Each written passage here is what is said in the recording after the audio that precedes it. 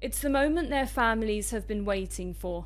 Hamas's release of 2 elderly women held captive for more than 2 weeks. Their husbands, though, remain behind in Gaza, where Israeli airstrikes is killing dozens of people every day.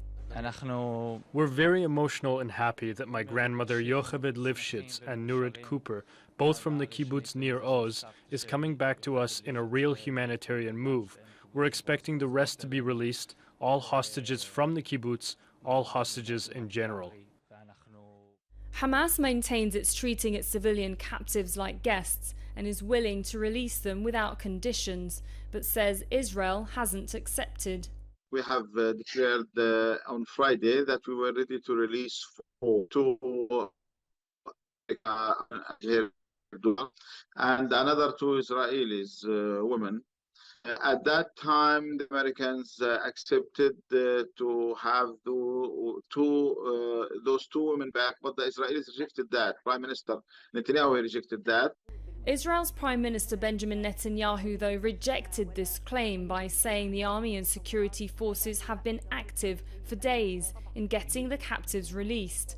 Earlier this week, he'd said there would be no negotiations with Hamas. Qatar, Egypt and the US have been working together as mediators behind the scenes.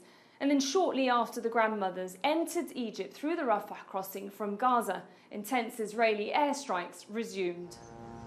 The heavy bombing of Gaza from the air hasn't stopped since October 7, and promises of a ground invasion that hasn't materialized yet has left many Israelis searching for answers from their government and questioning whether the 210 captives will ever make it out of Gaza alive.